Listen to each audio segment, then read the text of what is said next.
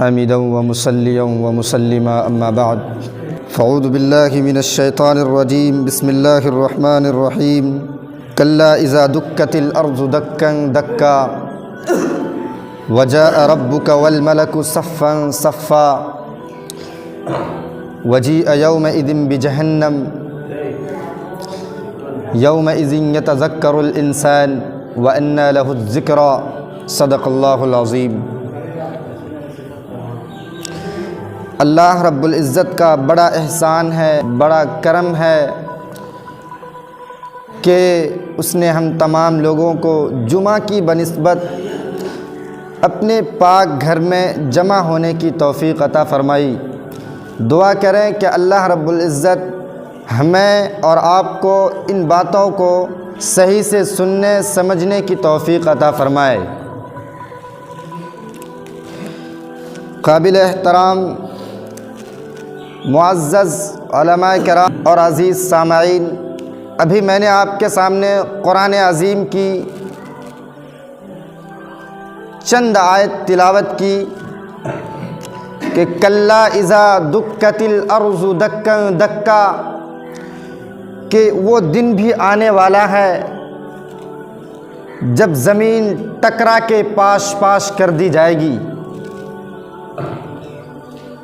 جب یہ چاند سورج ستارے پہاڑ یہ سب ٹکرا کے چور چور کر دی جائے گی۔ یہاں جو لفظوں کو صوتی آہنگ ہے وہ دلوں کے اندر، وہ انسانوں کے دلوں میں ایک رعب پیدا کرتا ہے۔ یہاں قرآن کے لفظوں کا رعب دل میں ہیبت پیدا کرتا ہے کہ رونگٹے کھڑے ہو جاتے ہیں۔ اللہ تعالیٰ یہ ساری کہانی بیان کر کے فرماتا ہے وَتُحِبُّونَ الْمَالَ حُبًّا جَمًّا وَلَا تَحَاضُّونَ عَلَى طَعَامِ الْمِسْكِينِ وَتَأْكُلُونَ التُّرَاثَ أَكْلًا لَمًّا وَتُحِبُّونَ الْمَالَ حُبًّا جَمًّا۔ کلا کے اوپر جو رکھی ہوئی مد ہے، اس کا جو کھچاؤ ہے یہ دلوں کے اوپر، دلوں کے تاروں کو کھینچتا ہے۔ کاش کہ ہم کبھی قرآن پڑھے ہوتے تو ہمیں پتہ چلتا۔ کلا اذا دکت الارض دکا دکا، کہ زمین کو پاش پاش کر کے رکھ دی جائے گی۔ وجاء ربک والملک صفا صفا، اور اللہ جل شانہ، اللہ تعالیٰ اس شان سے ظہور فرمائیں گے کہ فرشتے صفے بندھے ہوئے کھڑے ہوں گے، ملائکہ فرشتے صفے بندھے ہوئے کھڑے ہوں گے۔ وجیء یومئذ بجہنم، اور اس دن جہنم کو حاضر کیا جائے گا، جہنم کو لایا جائے گا۔ فرمایا کہ 70,000 زنجیریں ڈال کر کے جہنم کو حشر کے میدان میں لایا جائے گا، اور ہر زنجیر کے ساتھ 70,000 فرشتے ان کو پکڑ کر لائے گا۔ پھر بھی ان کے ہاتھ سے جہنم چھوٹ رہا ہوگا، پھر بھی ان کے ہاتھ سے جہنم نکل رہی ہوگی، تو جہنم کو حشر کے میدان میں لایا جائے گا اور عرش کی بائیں جانب لا کر رکھ دیا جائے گا،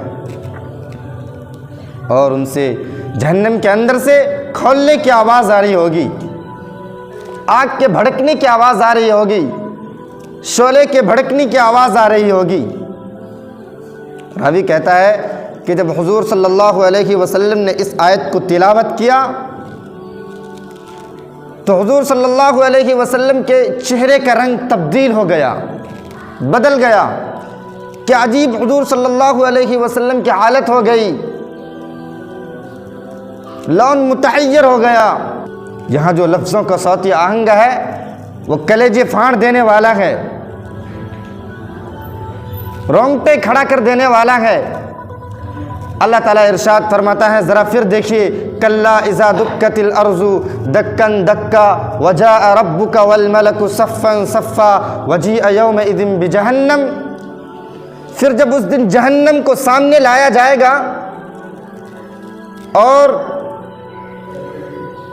حشر کے میدان میں، قیامت کے میدان میں جب اس دن جہنم کو سامنے لایا جائے گا تو لوگوں کے ہوش اڑ جائیں گے، ہوش ٹھکانے پہ نہیں رہیں گے، دل پھٹ رہا ہوگا، لوگ کانپ رہے ہوں گے، پھر جو ہے پھر ایک دم ماضی کی اسکرین جو ہے وہ سامنے آئے گی، وہ برائیاں کی، وہ داد عیش دیے، وہ لوگوں پر ظلم و ستم ڈھاتے رہے، لوگوں کی عصمتیں عزتیں پامال کرتے رہے، لوگوں کے مالوں کو غصب کرتے رہے، خواہشات نفس کے مطابق زندگی گزارتے رہے، کبھی قرآن کریم کو کھول کر نہیں دیکھا، کبھی قرآن کریم کو پڑھا نہیں، کبھی اللہ کے در پہ کبھی سجدہ نہیں کیے، کبھی مسجد کو ہم نے دیکھا نہیں، مسجد کے طرف، تو اس نے جو کچھ کیا وہ سب کچھ سامنے آ جائے گا اس اسکرین پہ۔ یومئذ یتذکر الانسان، انسان اس دن سوچے گا،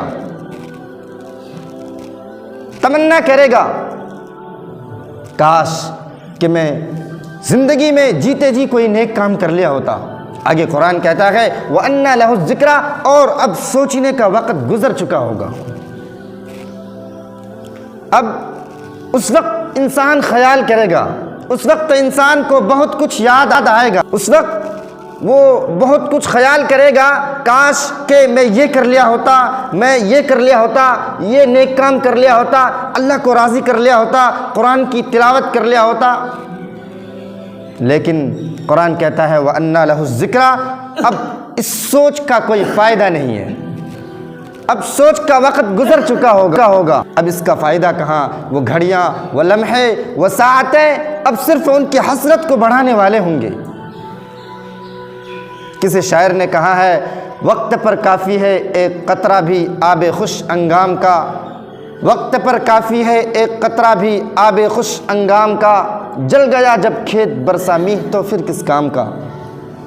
اس دن پھر بندہ سوچے گا، سنیے قرآن کی آہنگ، یقول یا لیتنی قدمت لحیاتی، وہ کہے گا ہائے میں نے زندگی میں جیتے جی کبھی نیک کام کر لیا ہوتا، ہائے افسوس میں نے جیتے جی کبھی نیکی کو آگے بھیجی ہوتی، میں نے زندگی کو کسی مقصد میں، مصرف میں، کسی نیک کام میں لگا دیا ہوتا، کسی مقصد میں لگا دیا ہوتا، کسی مصرف میں لگا دیا ہوتا، زندگی کا سرمایہ وہاں میں یہاں کے لیے بھیجا ہوتا۔ فَيَوْمَئِذٍ لَا يُعَذِّبُ عَذَابَهُ أَحَدٌ، اس دن جو رب العالمین اس دن جو عذاب دے گا، اس دن جو عذاب دیا جائے گا، کبھی کسی نے ایسا عذاب دیا نہیں ہوگا جو پروردگار عالم دے گا، جو رب العالمین دے گا۔ وَلَا يُوثِقُ وَثَاقَهُ أَحَدٌ، اچھا جب جہنم کو جب حشر کے میدان میں لایا جائے گا اور جہنم کو عرش کے بائیں جانب لا کر رکھ دیا جائے گا، اور اللہ جل شانہ اس دن پورے قہر و جلال پہ ہوں گے، اللہ جل شانہ اس دن پورے قہر و جلال پہ ہوں گے، تو جو نیک لوگ ہوں، جو برے لوگ ہوں گے، بدکار لوگ ہوں گے، وہ تو کانپ ہی رہا ہوگا، وہ تو ڈر ہی رہے ہوں گے، ان کا دل تو خوف سے پھٹ ہی رہا ہوگا، یقول یا لیتنی قدمت لحیاتی۔ لیکن قرآن کہتا ہے جو نیک لوگ ہوں گے ان کا دل بھی ڈول رہا ہوگا، وہ بھی کانپ رہے ہوں گے، ان کا دل بھی، ان کے کلیجے بھی پھٹ رہا ہوگا، کیونکہ بڑے خطرناک وہ لمحے ہوں گے۔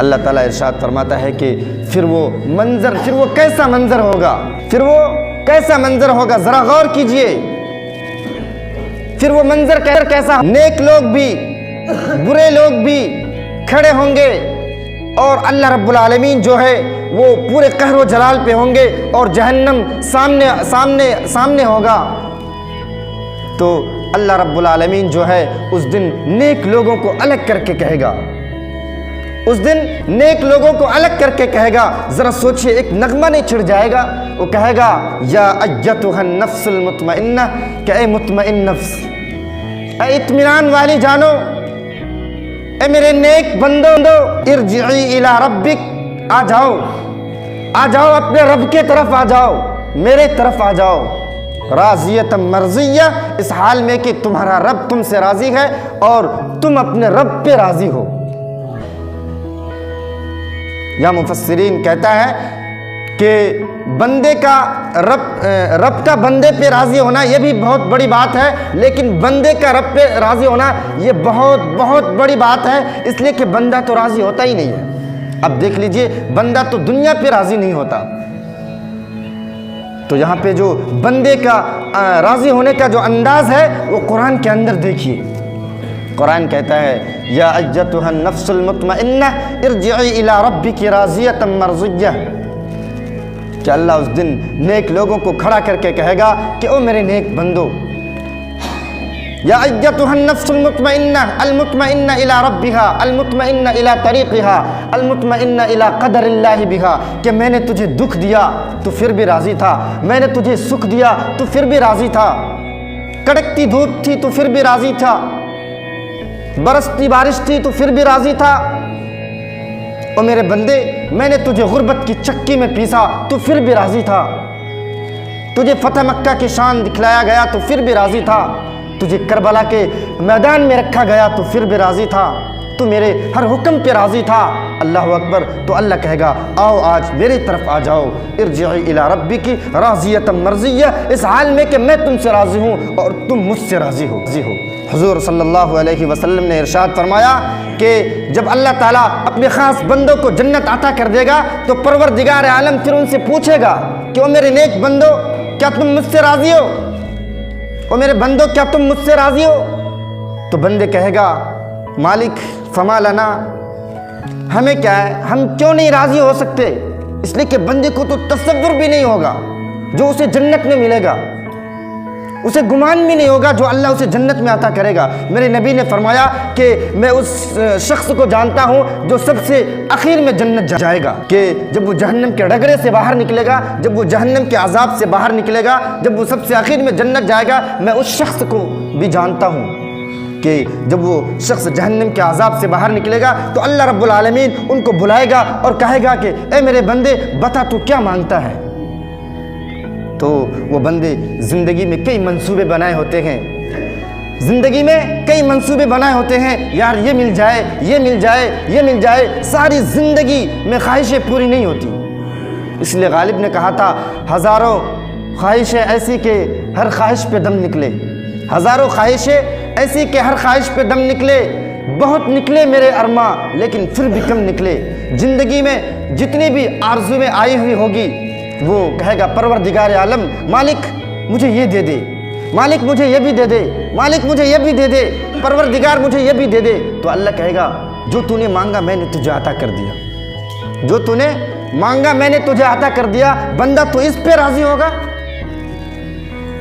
جو تو نے مانگا میں نے عطا کر دیا، میرے بندے تو اس پہ راضی ہوگا. اللہ فرماتا ہے کہ یہ تو نے مانگا میں نے عطا کیا، یہ تو نے مانگا میں نے عطا کیا. لیکن پروردگار عالم اس دن کہے گا یہ جو زمین ہے 7 بر اعظم پہ پھیلی ہوئی، یہ جو 7 بر اعظم پہ پھیلی ہوئی زمین ہے، اس سے 10 گنا زیادہ زمین میں نے تجھے جنت میں الاٹ کر دیا، دے دیا، جاؤ. تو اس دن جو بندے کی خوشی ہوگی وہ زباں پر، وہ لفظوں میں بیان نہیں کیا جا سکتا. تو بندہ کہے گا اتسخر وانت الملک، پروردگار تو خدا ہو کے مجھ سے مذاق کرتا ہے، رب مالک تو رب ہو کے مجھ سے مذاق کرتا ہے. اس لیے کہ بندے کو گمان بھی نہیں ہوگا جو اللہ رب العالمین اسے جنت میں عطا کرے گا. وہ سب سے آخری جنتی کو جب اللہ رب العالمین اتنے تخت و تاج کا مالک بنا دے گا تو پھر ایک عام جنتی کا عالم کیا ہوگا، تو پھر انبیاء کا عالم، انبیاء کے جاگیروں کا عالم کیا ہوگا، تو پھر امام الانبیاء کے جاگیروں کا عالم کیا ہوگا. وہ سب سے آخری جنتی جن کی سب سے کم پراپرٹی جنت میں ہوں گے، تب وہ جب جنت میں اتنے تخت و تاج کا مالک ہوگا تو پھر میرے نبی کے امام الانبیاء کے جاگیروں کا عالم کیا ہوگا. تو اللہ رب العالمین کہتا ہے کہ سب کچھ دینے کے بعد بھی اللہ کہے گا کیا تم مجھ سے راضی ہو؟ تو پھر بندہ کہے گا فما لنا، رب ہمیں کیا ہے، ہم کیوں نہیں راضی ہو سکتے؟ اس لیے کہ بندے کو جنت میں کسی چیز کی کمی محسوس نہیں ہوگی. تو کہے گا رب اور کون سی چیز رہ گئی ہے تمہیں؟ اللہ کہے گا میں ایک اور چیز دینے لگا ہوں. تو بندہ کہے گا وہ کون سی چیز رہ گئی ہے؟ تو اللہ کہے گا اب وہ چیز رہ گئی ہے کہ میں تم سے راضی ہو گیا ہوں اور کبھی بھی ناراض نہیں ہوں گا. تو اس وقت جو مسرت ہوگی وہ دید نہیں ہوگی. تو اللہ کہے گا فادخلی فی عبادی وادخلی جنتی، او میرے بندے نیک لوگوں میں داخل ہو جاؤ اور میرے جنت میں داخل ہو جاؤ. قیامت کا دن بڑا ہولناک دن ہوگا، بڑا ہولناک دن ہوگا۔ اس دن جب بندے اپنے قبروں سے اٹھیں گے تو وہ برہنہ اٹھائے جائیں گے، ننگے اٹھائے جائیں گے۔ جب وہ اٹھائے جائیں گے تو وہ کفن ان سے اتار لیا جائے گا، وہ کفن ان سے چھین لی جائے گی۔ جب یہ بات ام المؤمنین سیدہ عائشہ صدیقہ رضی اللہ تعالی عنہا نے سنی تو کہنے لگی عرض کیا یا رسول اللہ، تو ان کا وجود تھر تھر کانپنے لگا اور کہنے لگی یا رسول اللہ، تو پھر ہمیں ایک دوسرے سے حیا نہیں آئے گی؟ تو میرے نبی نے کہا کہ عائشہ معاملہ اس سے بھی آگے ہے، معاملہ اس سے بھی آگے ہے۔ کیا مطلب؟ ہوش ٹھکانے پہ رہے گا تبھی تو حیا آئے گی نا۔ ہوش اڑے ہوئے ہوں گے، ہوش ٹھکانے پہ نہیں رہے گا، بدن کانپ رہے ہوں گے، کلیجے لرز رہے ہوں گے، دل پھٹ رہا ہوگا، دل خوف سے پانی پانی ہو رہے ہوں گے، کانپ رہا ہوگا، یہ زمین تانبے کے ہو جائیں گے اور یہ سورج ایک بالشت پر آ جائے گی۔ اور جب اس دن لوگ حشر کے میدان میں جائیں گے تو پروردگار عالم رب جو بندوں سے سب سے پہلا سوال کرے گا وہ کیا ہوگا؟ صحیح حدیث میں آتا ہے ان اول یحاسب بہ العبد بصلاته، کہ قیامت کے دن حشر کے میدان میں جو سب سے پہلا سوال اللہ رب العزت بندوں سے کرے گا وہ یہ کرے گا کہ کیا تم نے نماز پڑھی تھی؟ ان اول یحاسب بہ العبد بصلاته، قیامت کے دن بندوں سے اللہ سب سے پہلا یہ سوال پوچھے گا کہ کیا تم نے نماز پڑھی تھی؟ سب سے پہلا سوال نماز کے بارے میں ہوگا قیامت کے میدان میں، حشر کے میدان میں۔ تو اللہ رب العالمین پھر ان لوگوں سے کہے گا یا عبادی اسجدونی، کہ میرے حضور میں سجدہ ریز ہو جاؤ، میرے حضور میں سجدہ ریز ہو جاؤ، اور میرے بندے آج مجھے سجدہ کرو۔ تو جو نیک لوگ ہوں گے وہ فوراً سجدے میں گر جائیں گے۔ تو اللہ کہے گا میں اس کو پہچانتا ہوں، یہ دنیا میں بھی میرے سامنے جھکتا تھا، آج بھی میرے سامنے جھک گیا، اٹھاؤ اپنے سر کو اور جنت کے لائن میں کھڑے ہو جاؤ۔ تو جو برے لوگ ہوں گے پھر اللہ کہے گا تو بھی سجدہ کر آج مجھے، تو بھی آج میرے سامنے سجدہ کر۔ تو دنیا میں جو سجدہ اللہ کو نہیں کرتا ہے یا کسی پتھر کا پوجا کرتا ہے یا کوئی کافر بھی یہ چاہے گا کہ اس دن ہم رب کو سجدہ کریں، بتوں کو پوجنے والا بھی چاہے گا کہ آج ہم رب کو سجدہ کریں، آگ کو پوجنے، آگ کی پرستش کرنے والا بھی سوچے گا کہ آج ہم رب کو سجدہ کریں، رب کے حکم کی تعمیل کریں۔ تو پروردگار عالم کہے گا میرے سامنے سجدہ کرو۔ تو وہ سجدہ کرنے بھی چاہیں گے لیکن وہ سجدہ نہیں کر پائیں گے۔ راوی کہتا ہے، قرآن کہتا ہے کہ ان کے کمر میں ایک ایسا تختہ ڈال دیا جائے گا، لوہے کی تختہ، جس تختے کو 3000 سال تک جہنم کے اندر تپایا گیا ہے۔ 3000 ایئر اس تختے کو جہنم کے اندر تپایا گیا، پھر اس تختے کو بے نمازی کی کمر میں ڈال دی جائے گی تو وہ سجدہ کر پائے گا کبھی بھی؟ پھر اللہ کہے گا اب سجدہ کر، تو کہے گا پروردگار عالم جل رہا ہے، رکوع نہیں کیا جاتا، سجدہ کیسے کروں؟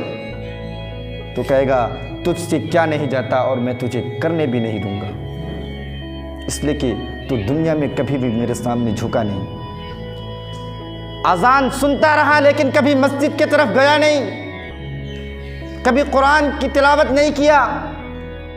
تو اللہ رب العالمین جو ہے اس دن جو بے نمازی ہوں گے اسے قارون کے صف میں کھڑے کر دیں گے، فرعون کے ساتھ کھڑا کر دیا جائے گا، حامان کے ساتھ، نمرود کے ساتھ کھڑا کر دیا جائے گا، شداد کے ساتھ کھڑا کر دیا جائے گا، ان کے صف میں کھڑا کر دیا جائے گا، عتیبہ کے ساتھ کھڑا کر دیا جائے گا۔ تو ان کے ساتھ کھڑا ہونا ہی عذاب ہے، ان کے ساتھ کھڑا ہونا ہی قیامت ہے، ان کے ساتھ کھڑا ہونا ہی بڑا عذاب۔ کیا ہم یہ کبھی گوارا کر سکتے کہ قیامت کے دن ہم ابو جہل کے ساتھ کھڑا ہو، قارون کے ساتھ کھڑا ہو، نمرود کے ساتھ کھڑا ہو؟ ان کے ساتھ کھڑا ہونا ہی قیامت ہے، سب سے بڑا عذاب ان کے ساتھ کھڑا ہونا ہی ہے، اور ان پر لعنتیں بھی برس رہی ہوگی۔ تو میں نے پہلے بھی بتایا کہ اس دن 2 ہی برادری رہ جائیں گے، ایک ساری برادری ٹوٹ جائے گی، ایک وہ برادری جن کا سردار ابو جہل ہوگا، ابو لہب ہوگا، قارون ہوگا، فرعون ہوگا، دوسرا وہ برادری جن کا سردار محمد عربی صلی اللہ علیہ وسلم ہوگا۔ تو جو بے نمازی ہوں گے ان کو کدھر کھڑا کر دیا جائے گا؟ ابو جہل کے صف میں، ابو لہب کے صف میں، قارون فرعون کے صف میں۔ تو ہم میں سے یہ کوئی گوارا نہیں کر سکتا کہ ہمیں ابو جہل کے ساتھ کھڑا کر دیا جائے، ابو لہب کے ساتھ کھڑا کر دیا جائے، بلکہ ہم میں سے تو ہر شخص یہ سوچے گا کہ ہمیں نبی کے قدموں میں کھڑا ہونا نصیب ہو جائے، ہمیں نبی کے قدموں میں کھڑا ہونا نصیب ہو جائے، ہمیں اہل بیت کے قدموں میں کھڑا ہونا نصیب ہو جائے، بلکہ ہر شخص یہ چاہے گا کہ ہمیں امام اعظم ابو حنیفہ کی قربت میں کھڑا ہونا نصیب ہو جائے۔ ہم کبھی بھی یہ گوارا نہیں کر سکتے کہ اس دن ہمیں فرعون کے لائن میں کھڑا کر دیا جائے۔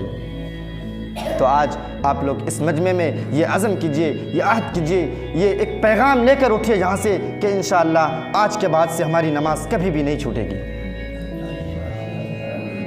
اللہ تعالی ہم سب کو کہنے سننے سے زیادہ عمل کی توفیق عطا فرمائے، آمین، وآخر الدعوانا الحمدللہ رب العالمین۔